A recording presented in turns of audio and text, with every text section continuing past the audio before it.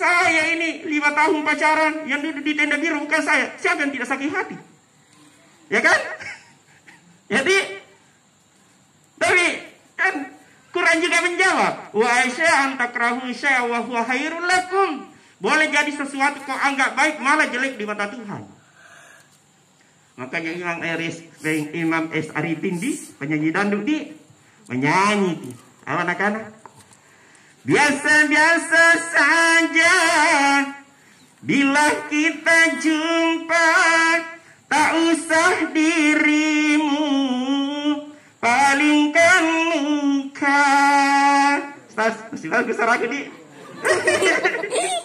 Aku tambahin Ustaz.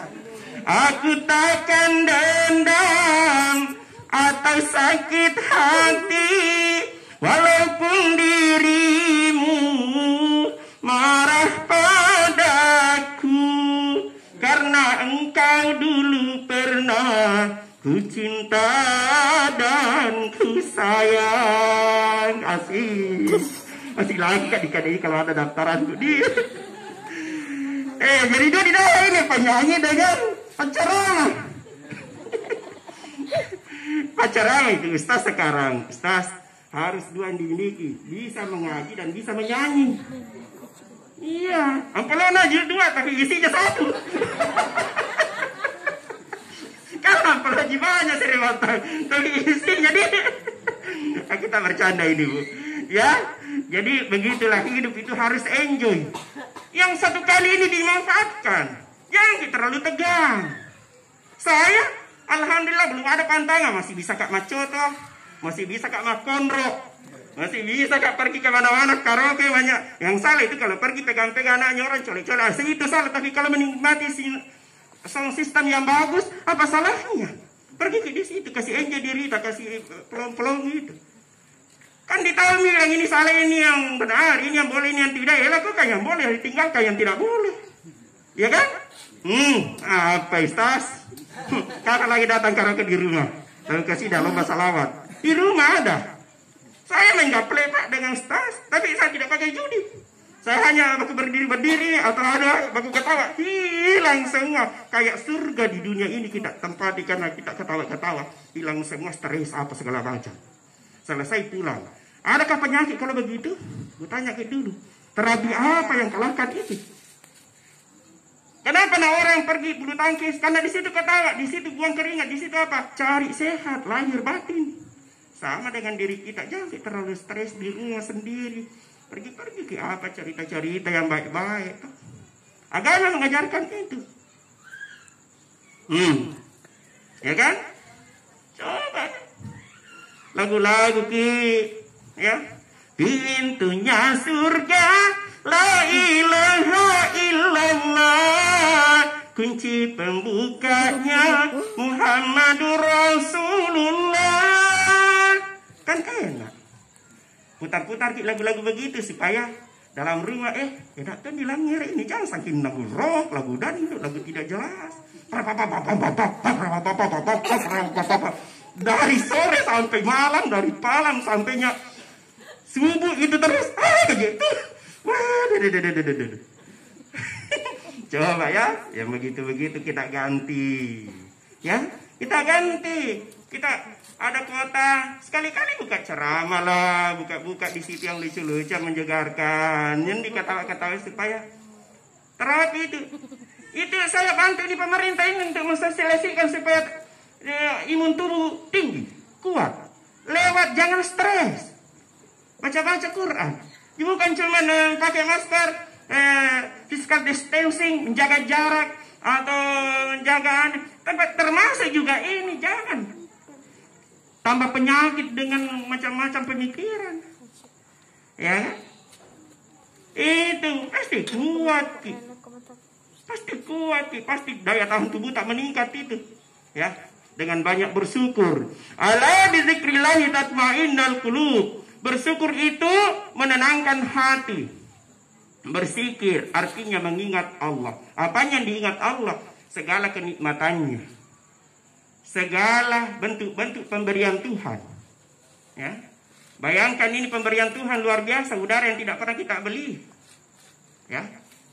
Udara air, ya semuanya gratis. Ya, kesehatan, kekuatan lahir batin, apanya lagi tidak bersyukur ke ini? Itu yang disyukuri sebagai tanda terima kasih kita kepada Allah Subhanahu wa taala. Ya. Saya kira ada kesimpulan yang saya harus sampaikan pada malam hari ini. Pertama, jangan pernah puas terhadap ibadah yang kita kerjakan. Ibadah fardu dan ibadah sunnah, paralelkan itu. Paralelkan, sinkronisasikan, kasih sama supaya seimbang. Itu bisa jadi modal tak ketika tidak berlaku lagi mata uang di alam kubur, di akhirat nanti. Itulah jadi dasar utama kita tidak malu-malu di hadapan Tuhan. Yang kedua, tingkatkan mutu dan kualitas ibadah kita kepada Allah Subhanahu wa taala. Jangan pernah puas. Walau tara izil mujrimuna nakisu ru'usihim. Alangkah ngerinya Muhammad, umatmu sama mendukkan kepala di hadapan Tuhan. Kenapa? Karena merasa diri puas dengan ibadah, merasa diri puas dengan banyaknya sedekah, infak dan pembantuannya. Ya, bantuan-bantuannya itu dia bangga-banggakan semua. Ternyata itu tidak cukup. Makanya tingkatkan mutu dan kualitas ibadah kita kepada Allah Subhanahu wa taala. Yang ketiga, perbanyak ibadah sunnah, salawat. Karena siapa yang perbanyak salawatnya, Nabi mensejajarkan itu dengan saudaranya. Dan Nabi menjamin siapa yang banyak bersalawat kepadaku, kana ma'i fil jannah, akan bersama-sama aku masuk ke dalam surga dan di dalamnya bersama terus dengan Rasulullah dalam surga itu. Orang yang banyak baca salawat. Apa itu? Baca salawat. Allahumma salli ala Muhammad. Minimal seperti itu. Allahumma salli salatan kamilatan wa sallim salaman taman ala Sayyidina Muhammad, dan seterusnya boleh. Intinya salawat. Banyak bersalawat. Banyak bersalawat. Mudah-mudahan dengan banyaknya salawat, penyakit-penyakit hati maupun penyakit-penyakit lain-lainnya itu bisa terangkat, bisa terobati. Ya.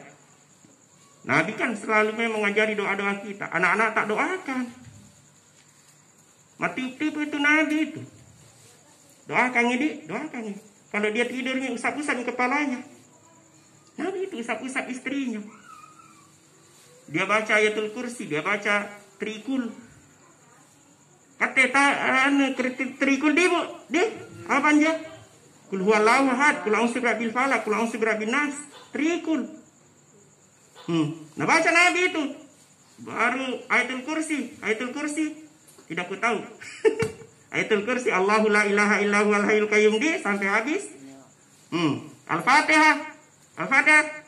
Al-Fatihah alhamdulillah. Nah, itu tiga.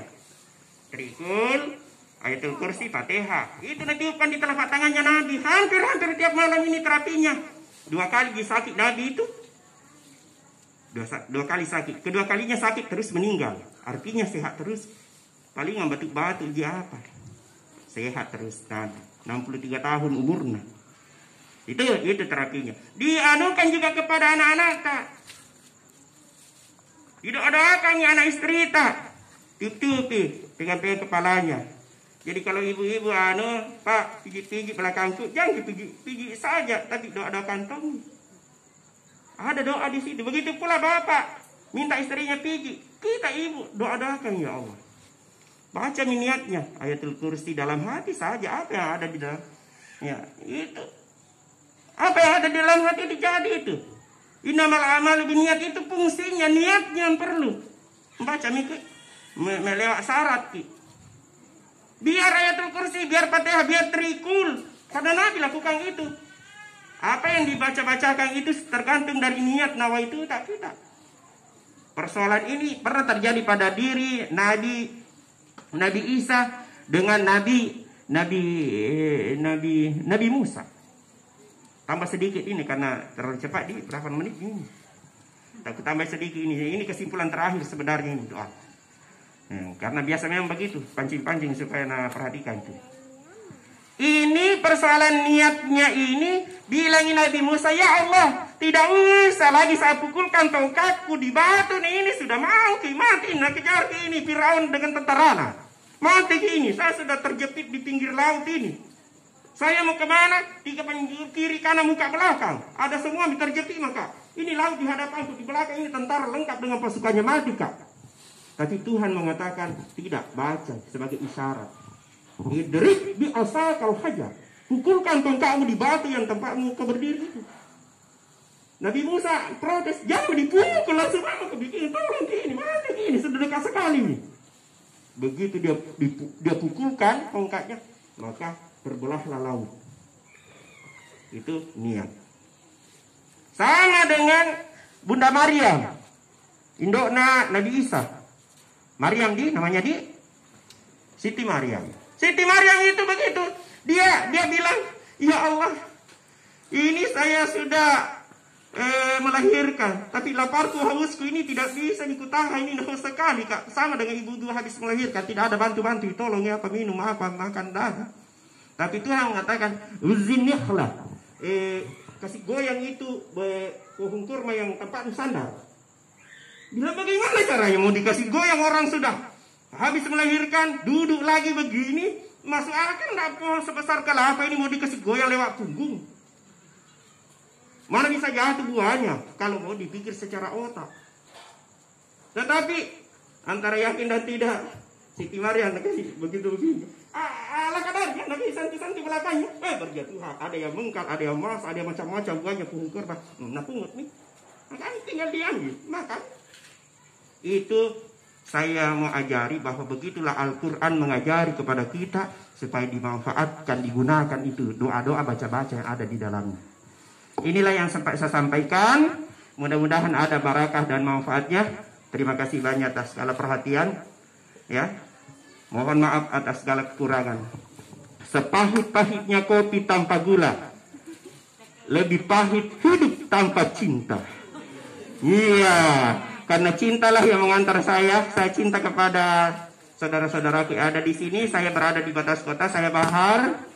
Saya insya Allah kalau diundang datang lagi, saling berbagi. Karena itu bentuk silaturahim kita. Siapa yang suka bersilaturahim seperti ibu bapak, panjang umurnya dan luas rezekinya. Amin ya rabbal alamin. Demikian, terima kasih banyak. Ya, mohon maaf atas segala kekurangan. Wassalamualaikum warahmatullahi wabarakatuh.